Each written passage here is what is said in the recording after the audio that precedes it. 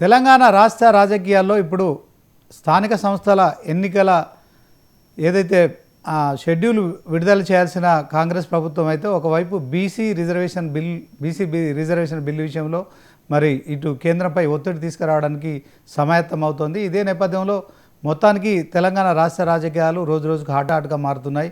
So BJP కాంగ్రెస్ల మధ్య మాత్రం ఏదైతే 42% రిజర్వేషన్ బిల్లు విషయంలో మరి ఒకరిపై ఒకరు మరి ప్రతి విమర్శలు చేస్తున్న నేపథ్యంలో ఇక హైకోర్టు తీర్పు కూడా ఉంది. 30 లోపు ఖచ్చితంగా ఈ స్థానిక సంస్థల ఎన్నికలు నిర్వహించాల్సిందే, సెప్టెంబర్ 30 లోపు నిర్వహించాలని ఎన్నికల కమిషన్కు ప్రభుత్వానికి ఆదేశించిన నేపథ్యంలో మరి 42% రిజర్వేషన్ బిల్లులు అమలు చేస్తామని బిల్లు ద్వారా ఆ రిజర్వేషన్లు అమలు చేస్తామని కాంగ్రెస్ చెప్తున్న నేపథ్యంలో మరి ఇది ఎలా సాధ్యమవుతుందని చెప్పి కూడా తెలంగాణ రాష్ట్ర వ్యాప్తంగా కూడా మరి ఒక చర్చ కొనసాగుతోంది.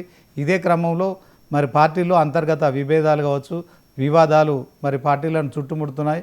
మొత్తానికి ఆ కవిత ఇష్యూ బీఆర్ఎస్ పార్టీలో ఎంత సంచలనంగా మారిందో మనకు తెలిసిందే. అలాగే కాంగ్రెస్లో కూడా మరి కోమటిరెడ్డి రాజగోపాల్ రెడ్డి మంత్రి పదవి విషయంలో కావచ్చు, తర్వాత మరి ముఖ్యమంత్రిగా నేను 10 ఏళ్ళు ఉంటా అని చెప్పి రేవంత్ రెడ్డి చెప్పిన మాటల్ని ఆయన ట్వీట్ ద్వారా మీరేలా అవుతారని చెప్పడం కావచ్చు, ఆ తర్వాత బహిరంగంగా మాట్లాడడం కావచ్చు. సో బీజేపీలో కూడా ఇటు రాజా సింగ్ ఇష్యూ కావచ్చు, తర్వాత ఈటల రాజేందర్ బండి సంజయ్ల ఇష్యూ మనకు తెలిసిందే.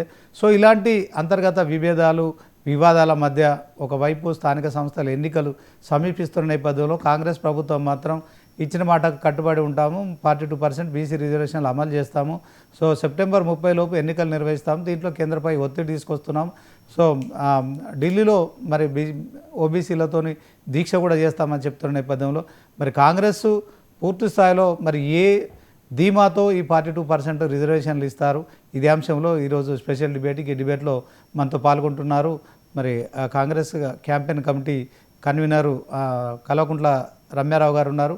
అలాగే మరి జూమ్లో మల్లెపాక యాదగిరి గారు ఉన్నారు. సో ముందుగా రమ్యారావు గారితో మాట్లాడదాం. మేడం నమస్తే.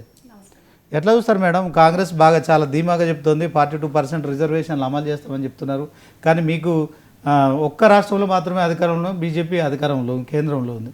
సో మీరు ఇచ్చిన మాటకు ఎట్లా సాధ్యమవుతుంది అనుకుంటున్నారు, ఎట్లా ముందుకెళ్తారు? దీంట్లో బీసీల ఓట్లు మరి డిసైడ్ ఫ్యాక్టర్ అయినాయి. తెలంగాణ స్థానిక సంస్థల ఎన్నికల్లో ఒక చైతన్యం తీసుకురావడంలో మరి అందరూ రాజకీయ నేతలు అందరూ కూడా కృషి చేశారు. ఆ చైతన్యం ముందు, బీసీ చైతన్యం ముందు మరి మీ కాంగ్రెస్ హామీ ఎట్లా నిలబెట్టుకుంటారు చెప్పండి. డెఫినెట్గా కాంగ్రెస్ మాటల ప్రభుత్వం కాదు, చేతల ప్రభుత్వం పక్కాగా. గతంలో కూడా కాంగ్రెస్ ఎప్పుడు ప్రభుత్వంలో ఉన్నా కూడా ఏదైతే చెప్తుందో అదే చెప్పిందే చేసి చూపించింది, నెరవేర్చింది. దాంట్లో భాగంగానే మా నాయకుడు రాహుల్ గాంధీ గారి ఆదేశాల మేరకు ఇక్కడ కులగణన చేపట్టి విజయవంతంగా కులగణన చేసి గత సంవత్సరంలో 24 సంవత్సరంలో స్టార్ట్ చేసి కంప్లీట్ చేసి మా అసెంబ్లీలో ప్రవేశపెట్టి దాని మీద చర్చ జరిపి బిల్లులను ఆమోదింపజేసుకొని గవర్నర్ గారికి పంపడం జరిగింది. గవర్నర్ గారి ద్వారా రాష్ట్రపతి గారికి పంపడం జరిగింది. కాబట్టి ఇప్పుడు మేం చేయాల్సింది పార్టీ పరంగా మేం చేశాము. ఇప్పుడు చేయాల్సిన వంతు బీజేపీది. బీజేపీ వాళ్ళ స్టాండ్ ఏందనేది ఇప్పుడు ప్రజల ముందు వాళ్ళ చిత్తశుద్ధి ఏంది అనేది తేటతెల్లమయ్యే అంశము. తప్పకుండా 42% ఎట్టి పరిస్థితుల్లో స్థానిక సంస్థల ఎలక్షన్స్లో మేము ఇస్తాము డెఫినెట్గా. కాబట్టి ఇప్పుడు దేశవ్యాప్తంగా కూడా అందరు బీజేపీ ప్రభుత్వం చిత్తశుద్ధి ఏంది అని చూస్తున్నారు.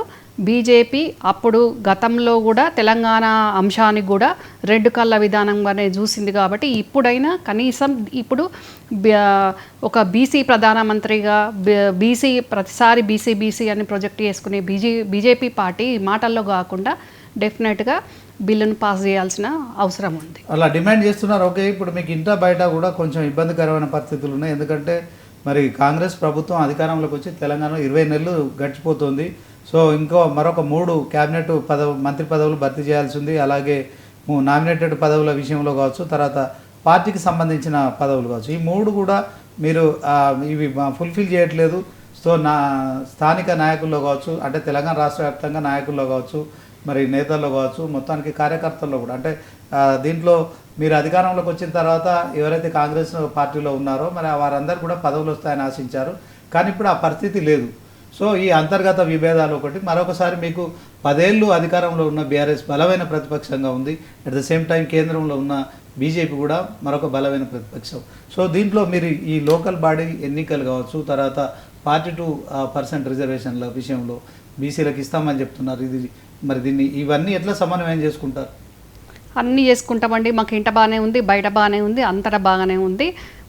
మేమంతటా కూడా బలంగానే ఉన్నాం. ఇక్కడ మీరన్నట్టు కేంద్రంలో సెంట్రల్లో బలంగా ఉండొచ్చు బీజేపీ పార్టీ, కానీ రాష్ట్రంలో దాని బలమే లేదు. ఇంకా దానికి బలహీనతలు తప్ప బలం కనపడట్లేదు.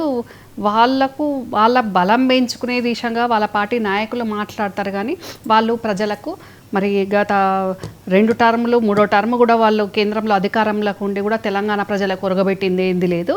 అప్పుడు తెలంగాణ ఇస్తామని చెప్పింది కాంగ్రెస్ పార్టీ, ఇచ్చింది మేమే. ఇప్పుడు అధికారంలో కూడా రాష్ట్రంలో మేమే ఉన్నాం కాబట్టి కులగణన కూడా మేమే చేస్తామన్నాము. అందుకోసం 2 బిల్లులను కూడా మేము శాసనసభలో మా అసెంబ్లీలో ఆమోదించుకోవడం జరిగింది. ఒకటి విద్యా ఉపాధి అవకాశం, ఒకటి స్థానిక సంస్థల్లో రిజర్వేషన్, ఒకటి డెఫినెట్గా కూడా చేసి చూపిస్తాము. మాకు బీఆర్ఎస్ తోటి కానీ బీజేపీ తోటి కానీ వాళ్ళు అసలు బలమైన పార్టీలు అని మేము అనుకోవడం లేదు. ఈరోజు ప్రజల పక్షాన ఉండేది ఓన్లీ ప్రజా సంక్షేమం కోసం ఉండేది ఓన్లీ కాంగ్రెస్ పార్టీ. ప్రజాపాలన చాలా బాగా జరుగుతుంది. కాకపోతే మాది చాలా పెద్ద పార్టీ కాబట్టి డెఫినెట్గా 10 సంవత్సరాల అధికారంలో ఏం కాబట్టి ప్రభుత్వంలో అందరికి కూడా అవకాశాలు రావాలని చూస్తున్నారు కాబట్టి కొంచెం సమన్వయం చేసుకోవడంలో జాప్యం జరుగుతుంది తప్ప వేరే ఎలాంటి అనుమానాలు శతభిషాలు అవసరం లేదు. డెఫినెట్గా మేము ప్రవేశపెట్టిన మేము చెప్పిన హామీలు కానివ్వండి, ప్రతి ఒక్కటి కూడా చెప్పినట్టు అన్నీ కూడా బడ్జెట్ లేకపోయినా ఆచితూచి రుణాలు తెచ్చుకుంటూ ఫుల్ ఫ్లెడ్జ్గా ప్రజలకు అందియబోతున్నాం. ఓకే మేడం, ఇప్పుడు బీఆర్ఎస్ పార్టీ 14 ఏళ్ళు ఉద్యమం చేసింది. కేసీఆర్ నాయకత్వంలోనే తెలంగాణ ప్రత్యేక రాష్ట్రం సాధించుకున్నాం. అట్ ద సేమ్ టైం ఇప్పుడు 10 ఏళ్ళు అధికారం ఉంది. సో బీఆర్ఎస్ పార్టీ బలమైన ప్రతిపక్షము, 39 స్థానాలు కూడా ఎమ్మెల్యేలు గెలుచుకున్న సంగతి మనకు తెలిసింది. ఇప్పుడు మొన్న సిద్దిపేటలో హరీష్ రావు కూడా సిద్దిపేట జిల్లా విషయంలో సర్వే చేశారు. సో బీఆర్ఎస్ మాత్రమే ఎక్కువ స్థానాల్లో స్థానిక సంస్థల ఎన్నికల్లో మేము గెలవబోతున్నామని చెప్పి హరీష్ రావు కూడా చెప్పడం కావచ్చు. మరొకసారి కూడా మేము అధికారంలోకి రాబోతున్నామని కేటీఆర్ చెప్పడం కావచ్చు. సో కాంగ్రెస్ పూర్తిగా చేత కావట్లేదు పరిపాలించడం. సో రేవంత్ రెడ్డిని పూర్తిగా సీనియర్లు ఎట్టి పరిస్థితుల్లో ఈయనను సీఎంగా ఉంచారు. 6 నెలలు కూడా నిలబడదని చెప్పిన నేపథ్యంలో 20 నెలలు గడిచినాయి. ఓకే, కానీ దీంట్లో మీలాంటి నాయకులు అందరూ కూడా ఇప్పుడు ఆశావాహులుగా ఎదురు చూస్తున్నారు. మంత్రి పదవుల విషయం, నామినేటెడ్ పార్టీ పదవులు, వీటన్నిటి విషయంలో సరే అందరినీ నియమిస్తే పార్టీకి బలం అవుతుంది. కానీ ఎందుకని రేవంత్ రెడ్డి గారు ఆ పని చేయట్లేదు? At the same time local bodies ఎన్నికలు నిర్వహించడానికి మీరు భయపడుతున్నారు, ఎందుకు? సమస్య లేదండి. మేము ఎన్నికలకు వెళ్ళడానికి ఎనీ టైం రెడీ, భయపడే సమస్యనే లేదు. అధికారంలో ఉండి అధికారాన్ని కోల్పోయింది బీఆర్ఎస్ పార్టీ. మేము అధికారం లేక అధికారంలోకి వచ్చింది కాంగ్రెస్ పార్టీ. మేము అమలుకు సాధ్యమయ్యే హామీలే ఇచ్చినాం, ఆమె నెరవేర్చే దిశగా మేము అట్లా ఆ రకంగా పని చేసుకుంటున్నాము. మంత్రులు, ముఖ్యమంత్రి గారు అందరు కలిసి సమన్వయంతో పని చేసుకుంటున్నారు. ఇంకా నామినేటెడ్ పదవుల విషయం డెఫినెట్ గా బాగానే ఉందండి, బాగానే ఉంది. రాజగోపాల్ రెడ్డి లాంటి వాళ్ళు మరి తెలంగాణ సీఎంగా మీరు ఎట్లుంటారు? రేవంత్ రెడ్డి మీకు మీరు డిక్లేర్ చేసుకుంటారా? కాంగ్రెస్ అంటే ఒక జాతీయ పార్టీ, దీన్ని హైకమాండ్ అధిష్టానం నిర్ణయిస్తుంది. సో మీరు మీ వ్యక్తిగతంగా ఎట్లా చెప్పుకుంటారు అని చెప్పి ఆయన తిరుగుబాటు బావుట ఎగరవేయడంలో అంతర్యం ఏంటి చెప్పండి. డెఫినెట్గా ముఖ్యమంత్రి స్థానంలో ఎవరున్నా మా ప్రభుత్వమే వస్తుంది, నేనే ఉంటా, మళ్ళీ మా ప్రభుత్వమే వస్తుంది అని చెప్తారు. డెఫినెట్గా ఆ చెప్పే హక్కు నాయకునికి ఆ కుర్చీలో ఎవరు కూర్చున్నా వాళ్ళకు ఉంటుంది. ముఖ్యమంత్రి అలా చెప్పడం కరెక్టే అంటారా? ఎందుకు చెప్పారండి? మా ప్రభుత్వమే వస్తుంది అని చెప్పడంలో అందులో తప్పేమో చెప్పండి. కాంగ్రెస్ ప్రభుత్వం అవునండి, ఇప్పుడు ఆయనే ముఖ్యమంత్రి కాబట్టి నేనే ముఖ్యమంత్రి అని చెప్తున్నారు. నేనే ముఖ్యమంత్రిని కాకుంటే అవతల పార్టీ వాళ్ళు ముఖ్యమంత్రి అవుతారని చెప్తారా? ఏమని చెప్తారండి? డెఫినెట్ గా రేవంత్ అన్న చెప్పింది కరెక్టే, నేనే ముఖ్యమంత్రిని, అధికారంలోకి వచ్చినాం కాబట్టి అందరం సమన్వయంతో పనిచేసుకుందాం, ప్రజాపాలన మంచిగా చేద్దాం, అన్ని హామీలను నిలబెట్టుకుందాం అనే దిశగా ఆయన అందరినీ కలుపుకొని పోయి పనిచేస్తున్నారు. మీకు డిసెంబర్ 7న కాంగ్రెస్కు మెజార్టీ వచ్చింది, డిసెంబర్ 9న మీరు డిసెంబర్ 3న మీకు మెజార్టీ వచ్చింది, 7వ తేదీన మీరు ప్రభుత్వాన్ని ఏర్పాటు చేశారు. సో జనవరిలోనే మరి స్థానిక సంస్థలకు సంబంధించిన పదవి కాలం పూర్తయిపోయింది. జనవరి పోయి మళ్ళీ జనవరి వచ్చింది, ఇప్పుడు జూలై కూడా పోతుంది. ఈ 18-19 నెలలు మీ దగ్గర డబ్బులు లేవని మీరే చెప్తున్నారు. ఎందుకంటే రేవంత్ రెడ్డి ఇదివరకు 2-3 సందర్భాలలో నా జేబులో చిల్లి కావలేదు, నన్ను కొట్టినా లేదు, తర్వాత అక్కడ చూస్తే ఖాళీ కుండలు ఉన్నాయి, ఆడేం ఖజానా లేదని చెప్పి చెప్పుడు కావచ్చు. తర్వాత ఢిల్లీకి పోతే కూడా నన్ను ఒక రకంగా చూస్తున్నారని చెప్తాను. సరే, ఆర్థిక వ్యవస్థ మీద చెప్పడం, గత ప్రభుత్వం మీద అప్పులు చేసిందని చెప్పడం ఓకే. కానీ దీంట్లో మరి మీ దగ్గర డబ్బులు లేవు, గ్రామాల్లో అభివృద్ధి చేసే పరిస్థితి లేదు, కేంద్రం నుంచి వచ్చే నిధులను కూడా మీరు సద్వినియోగం చేసుకోలేక 18-19 నెలల నుంచి ఎన్నికలను పోస్ట్ పోన్ చేసి గ్రామాల వ్యవస్థ నిర్వీర్యం చేశారు. గత ప్రభుత్వంలో కాంట్రాక్టర్ల రూపంలో ప్రజాప్రతినిధులు చేసిన పనులకు బిల్లులు రాక వాళ్ళు ఆత్మహత్యలు చేసుకుంటున్నారు. సో గ్రామాల్లో ఇలాంటి పరిస్థితుల్లో మీరు అమలు చేస్తామన్న సంక్షేమ పథకాలు అమలు చేయట్లేదు. ముఖ్యంగా మహిళలకు సంబంధించిన 2500 ఏదైతే పెన్షన్ ఉందో అది ప్రతి ఒక్కరికి ఇస్తామని చెప్పారు, అది కూడా కావట్లేదు. సో ఇలాంటి అంశాల నేపథ్యంలో మీరు మరొకసారి బీసీ రిజర్వేషన్ అడ్డు పెట్టుకొని బీజేపీపై బీఆర్ఎస్ పై నెపం పెట్టి మాత్రమే. నెపం కాదు శ్రీనివాస్ గారు, సమస్యనే లేదు. డబ్బు ఇక్కడ ఆర్థిక వ్యవస్థ బాగలేదు అని ముఖ్యమంత్రి గారు చెప్పింది వాస్తవమే. ఎందుకు ముఖ్యమంత్రి గారు ప్రజలకు వాస్తవం చెప్పాలి కాబట్టి చెప్తున్నారు. అట్లాగే ఢిల్లీకి వెళ్ళి కూడా ప్రధానమంత్రి గారిని మంత్రులను కలుసుకుంటూ కూడా మాకు కేంద్రం నుంచి రాష్ట్రానికి రావాల్సిన వాటాను ఇవ్వండి, మరి మేము పన్నుల రూపంలో కడుతున్నాం కదా మీరు ఇవ్వండి అని న్యాయపరంగా అడిగితే కూడా ఇవ్వకుండా వేరే రాష్ట్రాలకు మాత్రం, గుజరాత్ వాళ్ళ ఇష్టమైన రాష్ట్రాలకు మాత్రం ఇష్టమున్నట్టు ఇచ్చుకుంటూ తెలంగాణ మీద వివక్ష, కాంగ్రెస్ ముఖ్యమంత్రి ఉన్నాడు, కాంగ్రెస్ ప్రభుత్వం ఉన్నది అనే విధంగా వివక్ష బీజేపీ పార్టీ సెంట్రల్ గవర్నమెంట్ చూపిస్తుంది. ఇంకా ఎలక్షన్స్కి డబ్బుకి సంబంధమే లేదండి. ఇక్కడ కులగణన చేయాల్సి ఉంది కాబట్టి, రిజర్వేషన్ అంశం ఉంది కాబట్టి మాకు ఇక్కడ లేట్ జరిగింది ఎలక్షన్కి వెళ్ళడము అనేది తప్ప వేరే తప్పించుకునే విధానంగా కాదు. అట్లా మేము బీసీలకు 42% రిజర్వేషన్ ఇవ్వద్దు, మాకు చిత్తశుద్ధి లేదు అని అనుకుంటే ఆ మాటనే కామారెడ్డి డిక్లరేషన్లో మాట్లాడకపోయే వాళ్ళము. దాన్ని బీజేపీ బీఆర్ఎస్ వాళ్ళలాగా పక్కకు పెట్టే అలవాటు మాకు లేదు కాబట్టి కులగణన చేయాల్సిన ఆవశ్యకత ఎంతైనా ఉంది కాబట్టి కులగణన చేయడంలో టైం పట్టింది కాబట్టి డెఫినెట్గా కులగణన విషయంలో లేట్ అయ్యింది. కులగణన విజయవంతంగా అయింది, అందులో కోట్లాది ప్రజలు పాల్గొన్నారు. దాన్ని మేము అసెంబ్లీలో పాస్ చేసుకున్నాం, ఆర్డినెన్స్ పంపినాం. ఇప్పుడు చిత్తశుద్ధి చూపించాల్సింది బీజేపీ పార్టీ అండి. కలిసి రావాల్సింది బీఆర్ఎస్. మీతో కలిసి రావాలి. మాతోటి మాకు ఎవరు కలవాల్సిన అవసరం లేదు. మాకు ప్రజలు ఉన్నారు, ప్రజల ఆశీర్వాదం ఉన్నారు, ప్రజలు కాంగ్రెస్ పార్టీకి వెన్నుదన్నగా ఉన్నారు. డెఫినెట్గా ముఖ్యమంత్రి గారు మా మంత్రులందరూ కూడా 18 గంటలు పనిచేస్తున్నారు. ఇక్కడ కేంద్రం నిధులు ఇవ్వకపోయినా పంచాయత్ రాజ్ ద్వారా రావాల్సిన నిధులు ఇవ్వకున్నా కూడా దేశ విదేశాల్లోకి వెళ్ళుకుంటూ ఈ ఏవైతే ఇచ్చిన హామీలకు కానివ్వండి, ఉద్యోగులకు ఏదైతే 1వ తారీఖు జీతాలు ఇస్తున్నామో అవన్నీ ఇచ్చే దిశగా నెలకు 6,500 కోట్ల వడ్డీలు కడుతున్నామండి. గత ప్రభుత్వం చేసిన అప్పులకు 6,500 కోట్లు వడ్డీ కడుతున్నాము. మరి విదేశాలలో రుణాలు తెచ్చి కూడా ప్రజా సంక్షేమం కోసం మేము ఇచ్చిన హామీలు ఫుల్ఫిల్ చేయడం కంటే కూడా ప్రజలకు ఏదైతే అవసరమో ఆ అవసరాలు నెరవేర్చే దిశగా మేము పాలన చేస్తున్నాం. ఓకే మేడం, ఇప్పుడు మీరు కేసీఆర్తో పాటు అంటే రాజకీయాల్లోకి వచ్చారు, దాంట్లో ఆ కుటుంబానికి బాగా సన్నిహితంగా ఉన్నారు. ఈ మధ్య కాలంలో ఒక రూమర్ వినిపిస్తుంది, కవిత ఏదైతే తండ్రి దేవుడు తర్వాత ఆయన చుట్టూ దయ్యాలు ఉన్నాయని చెప్పడం కావచ్చు. సో మొత్తానికి మీరు దీంట్లో కవిత చేసిన కామెంట్స్ను కేసీఆర్ ఎట్లా తీసుకుంటాడు? అట్ ద సేమ్ టైం ఆమె ఎవరిని ఉద్దేశించి అన్నది వాస్తవానికి ఆమె మెంటాలిటీ ఏంటి? పార్టీలో ఉండి తండ్రి మంచోడు, తర్వాత మరి అన్నలు బావ వీళ్ళంతా దయ్యాలని చెప్పడం కావచ్చు. దీని వెనుక మొత్తానికి రేవంత్ రెడ్డి హస్తం ఉందని చెప్పి కూడా ప్రచారం జరుగుతుంది. నిజమేనా మేడం? కవిత మాట్లాడిన దానికి బీఆర్ఎస్ పార్టీల ఇంటర్నల్గా జరుగుతున్న సమస్యలకు మా ముఖ్యమంత్రి రేవంత్ అన్నకు ముడిపెట్టడం ఇది ఎంతవరకు సమంజసం? ఇప్పుడు వాళ్ళకక్కడ ఆధిపత్య పోరాటం ఉంది, అధికారం కోసం ఆరాటం ఉంది. దాంట్లో భాగంగా వాళ్ళు ఒక పార్టీ విధానపరంగా కానీ వాళ్ళకు అధినేత ఉన్నాడు, ఆ అధినేత గైడ్ లైన్స్లో వెళ్లకుండా ఎవరికి వాళ్ళు సొంత ఎజెండాలతోటి వాళ్ళ పార్టీలో వాళ్ళు పనిచేసుకుంటారు. వాళ్ళ పార్టీలో వాళ్ళు ఎట్లా పనిచేసుకున్నా మాకు వచ్చిన అభ్యంతరం ఏం లేదు. కానీ ఇప్పుడు మీలాంటి వాళ్ళు కానివ్వండి, చూసేవాళ్ళు కానివ్వండి, కాంగ్రెస్ పార్టీకి ముడిపెట్టడం, మా ముఖ్యమంత్రి రేవంత్ రెడ్డి గారి హస్తం ఉందనడం అది ఎంతవరకు సమంజసం అండి? అంటే ఈ మధ్య కాలంలో కొందరు ఎమ్మెల్సీగా ఉన్న తీన్మార్ మల్లన్న లాంటి వాళ్ళు కూడా ఈ అంశంలో కవితకు మంత్రి పదవి ఇస్తున్నారు, కాంగ్రెస్లోకి తీసుకుంటున్నారు. సో ఇప్పుడు స్థానిక సంస్థల ఎన్నికల్లో ఇది కొంత ప్రజల్లో వ్యతిరేకత వస్తుంది కనుక అది ఇప్పుడు ఈ అంశం పెండింగ్లో పడింది. అందుకనే మరొక 3 మంత్రి పదవులు కూడా క్యాబినెట్ పోస్టులు కూడా పెండింగ్లో పెట్టారు. నిజంగా ఇది పార్టీలో ఏమైనా జరుగుతుందా? కవిత మీ కాంగ్రెస్ అధిష్టానాన్ని కూడా కలిసిందని ప్రచారంతో నిజమేనా మేడం?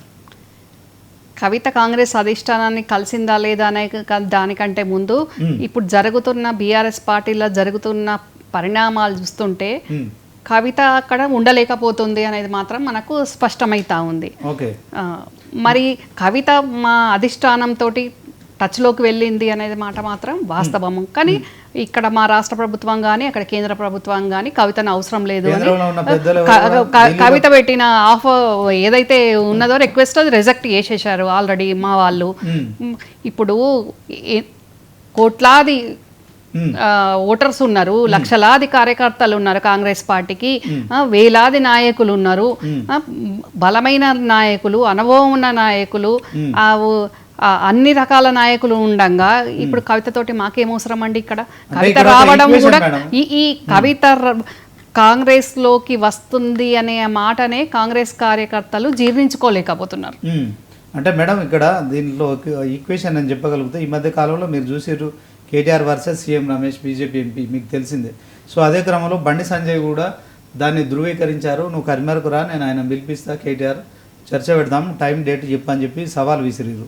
సో మొదటి నుంచి ఆమె తీహార్ జైల్లో లిక్కర్ కేసులో ఉన్నప్పుడు కూడా ఈ ప్రతిపాదన వచ్చింది. బీఆర్ఎస్ను బీజేపీలో విలీనం చేసే ప్రక్రియ విషయంలో వచ్చింది కనుకనే నేను ఎమ్మెల్సీ పదవికైనా రాజీనామా చేస్తా కానీ ఆ బీజేపీతో కలవద్దు, ఎందుకంటే బీజేపీ పార్టీ మూలంగానే నేను జైలుకి వచ్చానని చెప్పి చెప్పుకోవడం కావచ్చు. సో దాంట్లో రజతోత్సవ సభలో మరి కేసీఆర్ కూడా ఒక లేఖ రాసింది ఆమె, మీరు బీజేపీని విమర్శించలేకపోయారు అని చెప్పి మాట్లాడడం కావచ్చు. అంటే ఈ ప్రతిపాదన ఒకటి బీజేపీ బీఆర్ఎస్ల మధ్య ఉందని చెప్పి బండి సంజయ్ కేంద్ర మంత్రిగా మరి దాన్ని ధృవీకరించడం అయితే తెలుస్తోంది. ఇదే క్రమంలో మరి కవితను కూడా ప్రేరేపిస్తున్న కాంగ్రెస్ నుంచి రేవంత్ రెడ్డా లేకుంటే ఇంకెవరైనా సీనియర్ నాయకుల, ఎందుకంటే బలమైన ప్రతిపక్షాన్ని బలహీనం చేయాలంటే ఆ కుటుంబంలో నుంచి ఖచ్చితంగా విభజించి పాలించాలి. ఈ సూత్రాన్ని రేవంత్ రెడ్డి అమలు చేస్తున్నాడు. అది కవిత మరి రేవంత్ రెడ్డి విడిచిన బాణం అని చెప్తున్నారు, నిజమేనా? ఇప్పుడే చెప్పానండి, చాలా బలమైన నాయకులు మా దగ్గర ఉన్నాక మాకు వాళ్ళు బాణాలు ఇవ్వాల్సిన అవసరం లేదు, వాళ్ళు ఇచ్చిన బాణాలు మాకు అంతకంటే అవసరం లేదు. ఇంకా బండి సంజయ్ అన్నట్టు ఆయనే అసలు ఆయన ఏం మాట్లాడతాడు, అసలు ఒక్కటన్నా ఆయన మాట్లాడిన మాట ఇదివరకు మనం గతంలో గమనించాం. అన్ని బండ కిందికి పోయే మాటలు తప్ప బండ మీద నిలబడే మాట ఒక్కటి కూడా ఉండదు. నువ్వు కరీంనగర్కు రా, నేను ఇక్కడ మాట్లాడతా, చర్చ పెడదామని ఎందుకు? బండి సంజయ్కు హైదరాబాద్ రాదా, కరీంనగర్కి హైదరాబాద్కి ఎంత దూరం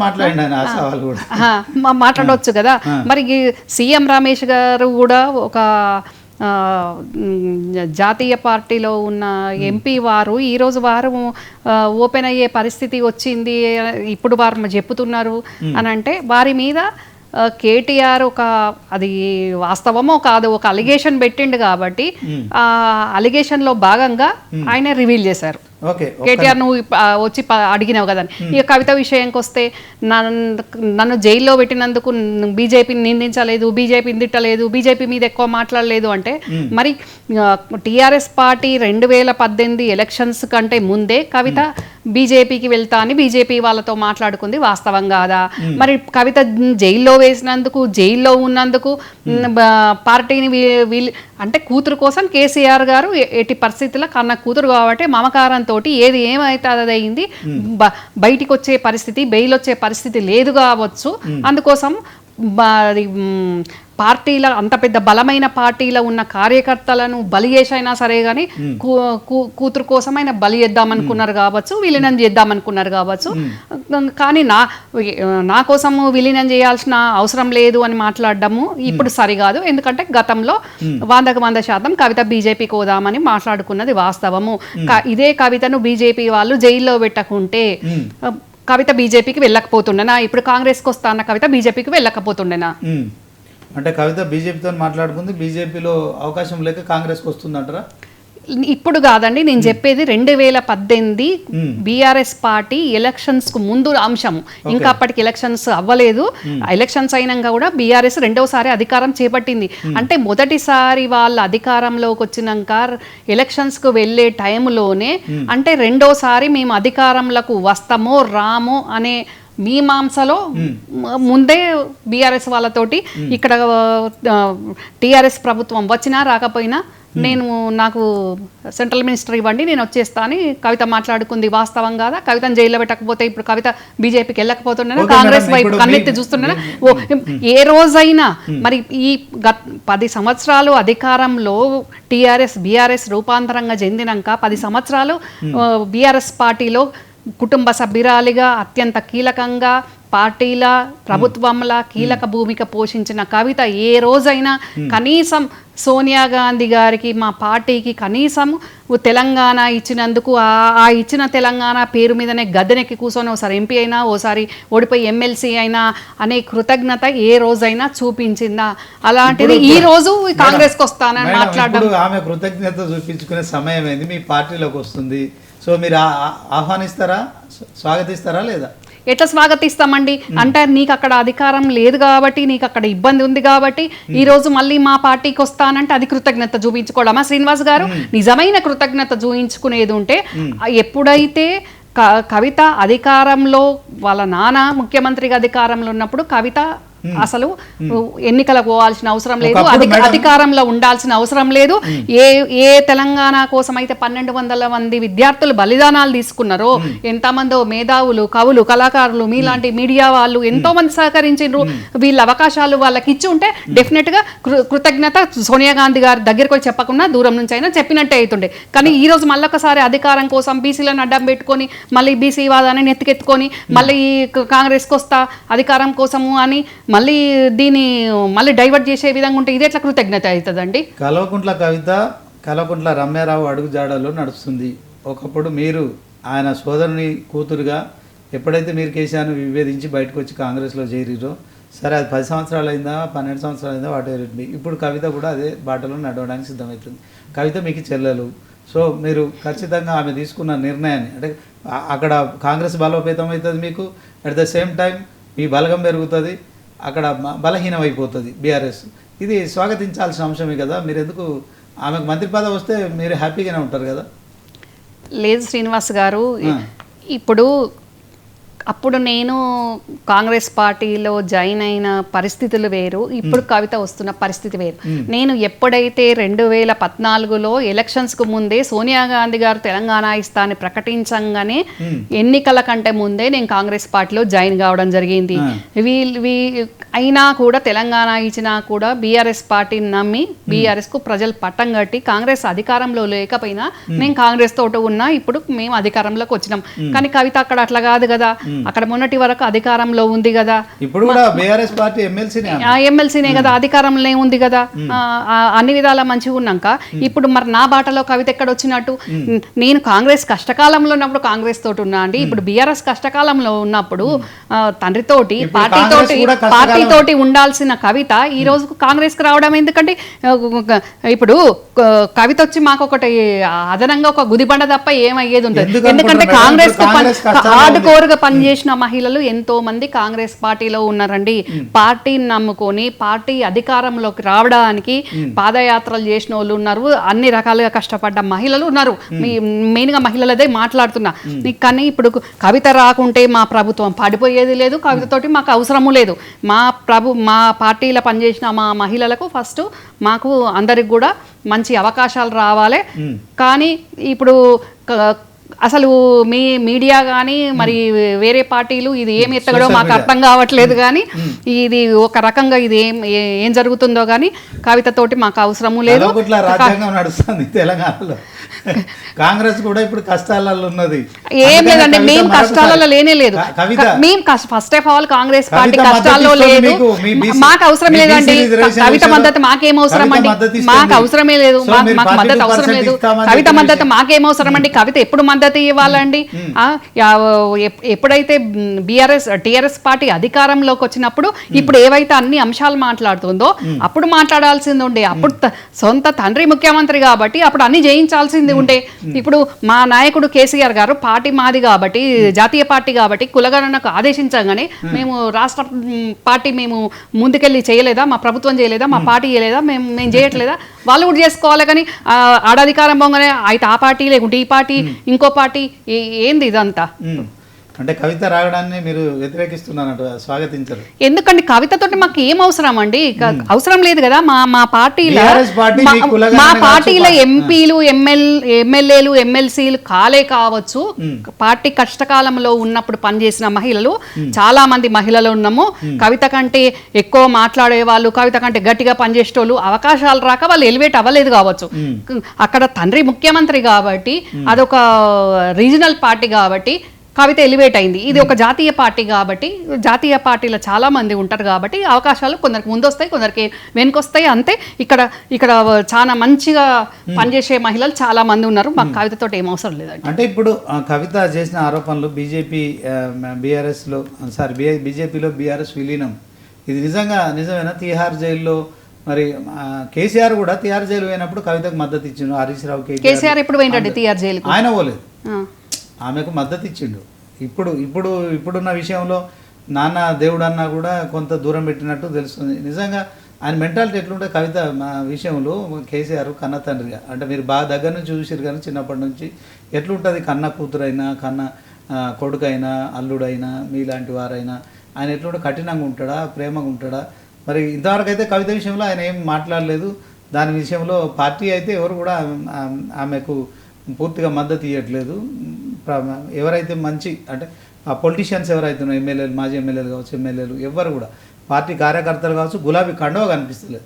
దాని మీనింగ్ ఏంటంటే పూర్తిగా మరి ఒక స్టేట్మెంట్ ఇవ్వచ్చుగా, కవితని నీది నువ్వు చూసుకో, అనవసరంగా మమ్మల్ని ఇబ్బందులు పెట్టకని చెప్పి కన్నతానికి ఒక స్టేట్మెంట్ ఇస్తే సరిపోతుంది. అట్లా ఎట్లా ఇస్తారండి నీది నువ్వు చూసుకొని? అంటే ఇప్పుడు బీసీలకు కానీ ఎవరికైనా చెందాల్సిన వాటిని నువ్వు టికెట్ తీసుకున్నావు, ఓడిపోయి ఎమ్మెల్సీ తీసుకున్నావు, పార్టీల పోస్ట్ ఉంది, అన్ని రకాలుగా నువ్వు ఉన్నావు, మొత్తం 10 ఏళ్ళు ఆడిందాట పాడింది పాట అన్నట్టుగా నడిపించుకున్నారు. ఏం తక్కువైందని ఇప్పుడు మళ్ళీ కవిత వ్యాఖ్యల వల్ల, కవిత చేసే విధానాల వల్ల తండ్రి మళ్ళీ నువ్వు వెళ్ళిపో అని అంటే మళ్ళీ మీ మీడియా కానీ మళ్ళా విపక్ష పార్టీలు కానీ కూతుర్నే బయటకు పంపించేసిండు అని అనడానికి అసలు తప్పేముంది కాదండి. అసలు అవసరం ఏముంది? నేను కూతుర్నే, నేను అన్న కూతురును, నాకు అక్కడ ఇబ్బంది చేసిండ్రు, ఇబ్బంది జరిగింది కాబట్టి నాకు అక్కడ ఉండలేని పరిస్థితి కాబట్టి నేను కాంగ్రెస్కి వచ్చినా, నేను కాంగ్రెస్లో పనిచేసుకున్నా. కవితకు అక్కడ ఉండలేని పరిస్థితి, ఇబ్బందికరమైన పరిస్థితి అయితే మొన్నటి వరకు లేదు కదా. అంటే కవిత ఇప్పుడు ఆశించిన స్థానం రాకపోయేసరికి మళ్ళీ తన దారి తను చూసుకుంటా ఉంటుంది కావచ్చు. అంటే తను ఆశించిన స్థానం ఇస్తే అక్కడే ఉంటుంది కదా డెఫినెట్ గా. కేసీఆర్ పంపించినట్టు కాంగ్రెస్ లోకి కేసీఆర్ ఎందుకు పంపిస్తారండి? కేసీఆర్ ఎందుకు పంపిస్తారండి కాంగ్రెస్ కి? కేసీఆర్ ఎందుకు పంపిస్తారు? కేసీఆర్ విలీనం చేస్తా అన్న కాంగ్రెస్ లో కేసీఆర్ గారు టీఆర్ఎస్ పార్టీని విలీనం చేస్తా అన్న రోజు అడ్డుకున్నది ఈ పిల్లలు కాదా? మరి అలాంటి కేసీఆర్ ఇప్పుడు కాంగ్రెస్ కు కూతురు ఎందుకు పంపిస్తాడండి? అంటే ఆమె బీజేపీని విభేదిస్తుంది, ఈ పార్టీలో ఉండలేదు, మరి కాంగ్రెస్ వైపు చూస్తుంది, ఈయనేం బయటికి చెప్పండి. కవితని ఎందుకు పంపిస్తాడండి? అక్కడ హరీష్ రావు లేడా? పంపించాలనుకుంటే కేసీఆర్ పంపించాలనుకుంటే ఎవరైనా అది మేనల్లుని ఇంక్లూడ్ చేసుకొని కూతురుని బయటకు పంపాలనుకుంటారా? అంటే ఇదంతా కుటుంబ వ్యవస్థ అంటారు తప్ప ఇది తెలంగాణ ప్రజల కోసం కాదంటారా? నేను కుటుంబ వ్యవస్థ తెలంగాణ ప్రజల కోసం కాదు అనట్లేదండి. నేనేమంటున్నా అంటే ఇప్పుడు తెలంగాణ ఉద్యమాన్ని, తెలంగాణ జెండాను నమ్ముకొని, ఆ వాదాన్ని నమ్ముకొని లక్షలాది మంది కార్యకర్తలు జెండా పట్టుకున్నోళ్ళను ఈరోజు వీళ్ళ చర్యల వల్ల ఏం సంకేతం ఇస్తున్నారు? ఏం కావాలి? ఆ పార్టీని నమ్ముకున్న వాళ్ళు ఏం కావాలి? వాళ్ళ పార్టీని నమ్ముకున్న వాళ్ళు ఎడబోతే మాకేంది కానీ చెప్తున్నాను. అంటే ఎంతసేపు మా కుర్చీ మా పీఠం ఇదేనా ఆలోచించేది? మీరు అధికారంలో ఉన్నప్పుడు ఏం హామీలు ఇచ్చిండ్రు? వాటిని నెరవేర్చలేదు. మరి ఇప్పుడు విపక్షంలో ఉండైనా మొన్నటి వరకు మీరు 10 ఏళ్ళు పాలనలో ఉన్నారు కాబట్టి మరి మాకు సహకరించాలి కదా, అట్లా సహకరించారు అయిపోతుంది. రాష్ట్రాన్ని మిగులు రాష్ట్రంగా ఉన్నదాన్ని అప్పుల రాష్ట్రంగా చేసిపోతుంది, అప్పుల కుప్పలు చేసేస్తుంది, అడిగిన దానికి సమాధానం చెప్పారు రైతురి. మళ్ళీ ఇదైతే ఏమవుతుంది, అదైతే ఇది కూలుతైంది, అది వంగుతైంది అని అట్లా మాట్లాడతారు రైతురి. మీ ఇష్టం ఉన్నట్టు మాట్లాడుతుంది. మళ్ళీ బీసీలకు కులగణన చేస్తామని మేము మొదలు పెట్టంగానే మేమే బీసీల కోసం మేమే కొట్లాడుతున్నామని పడుతుంది, మహిళల కోసం మేమే కొట్లాడుతున్నామని పడుతుంది. ఇక అంటే కాంగ్రెస్ పార్టీ ఏది తీసుకుంటే అది మేమే చేసినాం, మేమే కొట్లాడినామని అనుడా. మరి వాళ్ళు చెప్పింది వాళ్ళు ఎందుకు చేయలేకపోయినరు నేను అడుగుతున్నా. వాళ్ళు చెప్పిన ఎన్నో ఉన్నాయి కదా, అవన్నీ ఎందుకు చేయలేకపోయినరు? ఓకే మేడం, ఇప్పుడు మీరు చేసిన అసెంబ్లీ తీర్మానం కావచ్చు, బీసీ రిజర్వేషన్ల విషయంలో మొన్న చేసిన కేబినెట్ తీర్మానం కావచ్చు, ఈ రెండు ఈ గవర్నర్ ఆర్డినెన్స్ రాదు, అక్కడ నుంచి రాష్ట్రపతి నుంచి క్లియరెన్స్ రాదు. మరి 30 తేదీలోపు సెప్టెంబర్ 30 తేదీలోపు ఎన్నికలు జరపాలి. మీ దగ్గర ఉన్న ఏంటి మీ ప్లాన్ ఏంటి, ప్లాన్ ఆఫ్ యాక్షన్ ఏంటి? రేపు పొద్దున మరి సెప్టెంబర్ 30 లోపు నిర్వహించకపోతే గ్రామాల్లో అభివృద్ధి కుంటుపడిపడుతుంది. తర్వాత ట్రాక్టర్లలో డీజిల్ పోసే పరిస్థితి లేదు. ఎవరు చెప్పిండ్రండి మీరు అనే లేని అలిగేషన్లు పెట్టకండి. ట్రాక్టర్లో డీజిల్ పోయించలేదు, చెత్త ఎత్తలేని పరిస్థితి అట్లేం లేదు. ఏదో బీఆర్ఎస్ వాళ్ళు బీజేపీ వాళ్ళు చెప్పిన దాన్ని పట్టుకొని వాళ్ళు వాంటెడ్గా ఇంత చెత్త కుప్ప వారేసి షూట్ చేసి మీకు గిట్ట పంపిస్తే మీరు మాట్లాడుతున్నారేమో, అట్లాంటిది ఏం లేదండి. నిధుల కొరత ఉందా లేదా? నిధుల కొరత ఉందని మా ముఖ్యమంత్రి గారే చెప్పిండ్రు. ఆ విషయాన్ని ఇప్పుడు మీరు కూడా చెప్పిండ్రు. కానీ న్యాయంగా తెలంగాణకు రావాల్సిన వాటాను కేంద్ర ప్రభుత్వం ఎందుకు ఇవ్వట్లేదు అని మేము ప్రశ్నిస్తున్నాము. మీరు ఇప్పుడు 29 రాష్ట్రాలలో ఇదో రాష్ట్రము, మొన్న పుట్టిన రాష్ట్రము. మరి వేరే రాష్ట్రాలకు ఇచ్చుకుంటూ ప్రధానమంత్రి గారు వారి రాష్ట్రానికి అడ్డగోలు నిధులు ఇచ్చుకుంటూ మరి ఇప్పుడిప్పుడే అభివృద్ధి చెందాల్సిన ఈ రాష్ట్రం మీద అంత వివక్ష ఎందుకు? మళ్ళా మేం బీజేపీ అధికారంలోకి రాబోతుంది, మేం బలపడతాం అని చెప్పేటోళ్ళు చేసే చర్యలైనా ఇవ్వండి. మొన్నటి వరకు కిషన్ రెడ్డి గారు ఉన్నారు, ఇప్పుడు రామచంద్రరావు గారు వచ్చిండ్రు. ఇక బండి సంజయ్ కరీంనగర్కే లోటి మాట్లాడతాడు, హైదరాబాద్కే లోటి మాట్లాడతాడు. మరి ఇప్పుడు మంత్రులు ఒకటి మాట్లాడతారు, సీఎం ఒకటి మాట్లాడతారు. మేము రాష్ట్ర ప్రభుత్వంలో ఉన్నామండి, వాళ్ళు కేంద్ర ప్రభుత్వంలో ఉన్నారు. కేంద్ర ప్రభుత్వంలో ఒక సెంట్రల్ లీడర్కు ఎంత బాధ్యతలు ఉంటాయి, ఎన్ని రాష్ట్రాలను 2 కన్నుల్లాగా సమన్యాయంగా చూడాల్సిన అవసరం ఉందండి. మేము కేంద్రంలో అధికారం లేము, రాష్ట్రంలో ఎక్కడ చూస్తుందండి, ఎక్కడ చూసినట్టు కనపడుతుంది. ఎంతసేపు ఓట్లు బొట్లు ఇవే సరిపోతుంది వాళ్ళకి. కానీ ఇంకే వాళ్ళు ఏం చేసిండ్రు చెప్పండి తెలంగాణ కోసం? మాకు తెలంగాణకు రావాల్సిన నిధులు ఇవ్వండి, మేము రాష్ట్రాన్ని అభివృద్ధి పరచుకుంటాము, మాకు చేయాల్సిన సదుపాయాలు ఇవ్వండి అని ఎన్నిసార్లు మా ముఖ్యమంత్రి మంత్రులు ఎక్కని మెట్టులేదు దిగని గడపలేదు అన్నట్టు కేంద్ర మంత్రులను ఎన్నిసార్లు కలుస్తున్నారు. అట్లా కేంద్ర మంత్రులను కలిసినప్పుడల్లా కూడా ఈ బీఆర్ఎస్ పార్టీ వాళ్ళు మళ్ళీ అది వేరే రకంగా మాట్లాడుతుంటారు. కలవకుంటే కలవలేదంటారు, కలిస్తే మళ్ళీ ఇట్లా మాట్లాడబట్టి. మరి కలవకుంటే నిధులు ఎట్లా వస్తాయి చెప్పండి మేడం? ఓకే, 50 సార్లు పోతున్నాను నేను, ఇంకా 500 సార్లు అయినా పోతాను. డెఫినెట్ పోతారు. ఎందుకంటే కేంద్ర ప్రభుత్వం ఢిల్లీలో ఉంది, కేంద్ర మంత్రులు కలుస్తున్నా అని చెప్తున్నారు. దాంట్లో పాజిటివిటీ కదా, నెగటివిటీ నాకేం రావట్లే అని చెప్పట్లేదు కదా రేవంత్ రెడ్డి గారు. 10 రోజులకు ఒకసారి పోతున్నారు కదా. అవునండి, మరి నిధులు రావాలి కదా. రాష్ట్ర ముఖ్యమంత్రిగా ప్రధానమంత్రిగా అవును తప్పేమున్నది, అది గౌరవ సూచకంగా కదండి. ఒక వయసులో పెద్ద మనిషి కాబట్టి, ప్రధానమంత్రి కాబట్టి గౌరవ సూచకంగా మాట్లాడినరు. దాంట్లో తప్పేముందండి? ఇప్పుడు మేము ముఖ్యమంత్రి గారు అని అన్నామా? మేము రేవంత్ అన్న అనే వాళ్ళం కూడా ఇప్పుడు ముఖ్యమంత్రి అయింది కాబట్టి ముఖ్యమంత్రి గారు అంటాము. అది హోదాకు మనం గౌరవం ఇవ్వాల్సిందే కదా. దాన్ని అంతా తప్పు పట్టాల్సిన అవసరం ఏముందండి? ఓకే, చిన్నప్పుడు ఆయన ఆర్ఎస్ఎస్ కార్యకర్త, తర్వాత టీడీపీ స్కూల్లో చదువుకున్నాడు, ఇప్పుడు కాంగ్రెస్ కాలేజీ అంటే కాంగ్రెస్ పదవి చేపట్టిండు. ఈ 3 అంశాలలో ఆయన పూర్తిగా బీజేపీతోనే ఉన్నాడు ఇప్పటికీ. చంద్రబాబు నాయుడు ఏపీలో సీఎంగా, ఇక్కడ రేవంత్ రెడ్డిని ముఖ్యమంత్రి. కేవలం ఇది ఆయన చంద్రబాబు పాలన ఇక్కడ తెలంగాణ కొనసాగుతుందని చెప్పి ప్రచారం జరుగుతుంది. ఏమంటారు? అట్లా మాట్లాడడం కరెక్ట్ కాదు శ్రీనివాస్ గారు. ఇప్పుడు ఏ నాయకుడైనా ఒకటే పార్టీలో వచ్చి ఒకటే పార్టీలో కంప్లీట్గా పాలిటిక్స్ అనేది అది కంప్లీట్ అవ్వడం అనేది చాలా అరుదు. ఆయన సిన్సియర్గా చెప్పుకున్నాడు, నేను బీజేపీ స్కూల్ చదువుకున్నా, టీడీపీ కాలేజీలో చదువుకున్నా, ఇక్కడ ఉద్యోగం చేస్తున్న కాంగ్రెస్లో అని వెరీ క్లియర్గా చెప్పిండ్రు. ఏదైతే మా పార్టీ గైడ్ లైన్స్ ప్రకారమే ఆయన పనిచేస్తున్నారు. ఒక నాయకునిగా, ఒక ముఖ్యమంత్రిగా ప్రజల కోసం పనిచేస్తున్నాడు. అంతేగాని ఇంకా కూడా ఆయన ఆర్ఎస్ఎస్ నుంచి ఎప్పుడో ఆర్ఎస్ఎస్లో ఉన్నా అని ఆర్ఎస్ఎస్ నుంచి అదే బాటలో పోతుండు అని అనడం కరెక్ట్ కాదండి. యాదగిరి గారు సారీ అండి. ఓకే ఓకే సారీ, మీకు చాలాసేపు ఇచ్చినాము. తర్వాత చెప్పండి సార్, ఎట్లా ఉండబోతుంది బీఆర్ఎస్ లోకల్ స్థానిక సంస్థల ఎన్నికల్లో లోకల్గా ఎట్లుంది? మేమే అధికారంలోకి వస్తామని చెప్తాం. నిజంగా అలాంటి పరిస్థితి ఉందా? బీఆర్ఎస్ను ప్రజలు ఇంకా ఓట్లేసి గెలిపించే పరిస్థితి? ఎందుకంటే అసెంబ్లీ ఎన్నికల్లో మీరు 39 సీట్లకు పరిమితమయ్యారు, పార్లమెంట్లో ఒక్క సీటు కూడా గెలుచుకోలేదు. ఇప్పుడు లోకల్ బాడీ ఎలక్షన్స్లో కేవలం ప్రభుత్వానికి మాత్రమే ఈ అనుకూలంగా ఉండే ప్రజలు ఇచ్చే తీర్పు కావచ్చు, నాయకులను ఎన్నుకునే వ్యవస్థ ఉంటుంది. సో బీఆర్ఎస్ పరిస్థితి ఏంటిది? యాదగిరి గారు చెప్పండి. మీకు ప్యానల్లో ఉన్న వారికి 99 టీవీ ప్రేక్షకులకు గుడ్ ఈవినింగ్. ఇప్పుడు స్థానిక సంస్థల ఎన్నికల్లో ఖచ్చితంగా బీఆర్ఎస్ పార్టీ బ్రహ్మరథం పట్టడానికి సిద్ధంగా ఉన్నారు బీఆర్ఎస్ పార్టీకి ప్రజలు. ఎందుకంటే కాంగ్రెస్ పార్టీకి వాళ్ళు ఇచ్చిన హామీలు ఎప్పుడో విస్మరించారు, అబద్ధపు హామీలతోటి గద్దెనెక్కి ఇచ్చిన హామీలను మర్చిపోయారు. కాబట్టి ప్రజలు ఎక్కడ మర్చిపోయినామండి?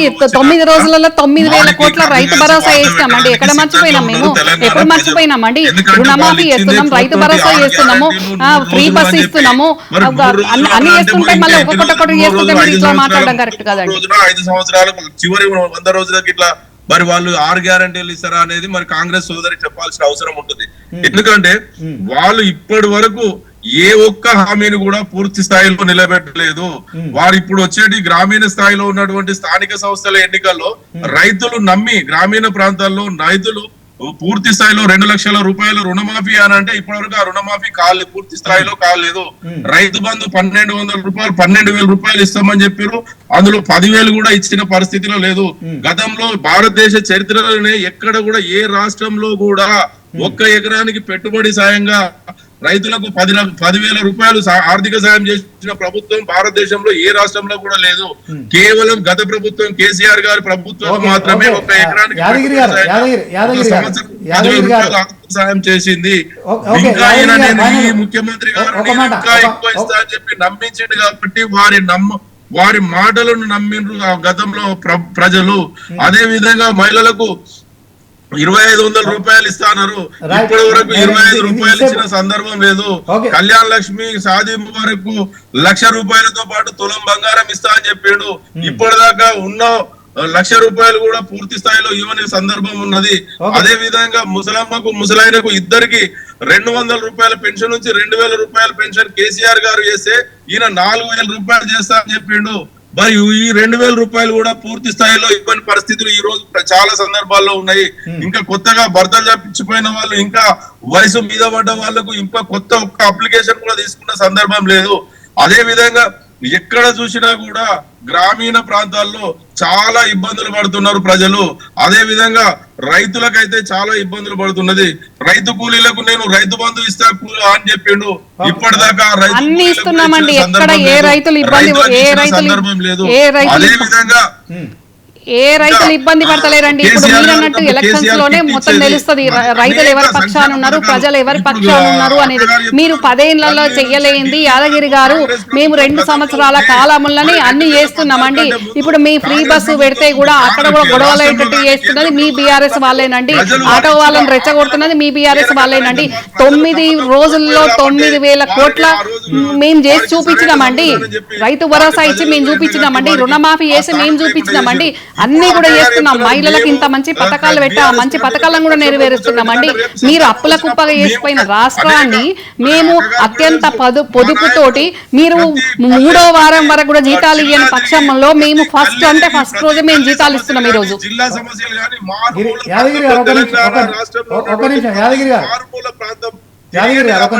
ఏ మూలలో, ఏ పల్లెలో, ఏ జిల్లాలో ఎటువంటి బడుగు బలహీన వర్గాలకు ఏ విధమైన సహాయం కావాలి, ఏ విధంగా ఎస్సీ ఎస్టీ బీసీ మైనారిటీలు వీళ్ళు ఏ విధంగా ఆర్థికంగా అభివృద్ధి చెందరు, రైతులకు ఏం కావాలి, రైతు కూలీలకు ఏం కావాలి, బీసీలకు ఏం కావాలి, ఎస్సీలకు ఏం కావాలి, మీరు ఆర్థికంగా ఎదగాలంటే ఉమ్మడి రాష్ట్రం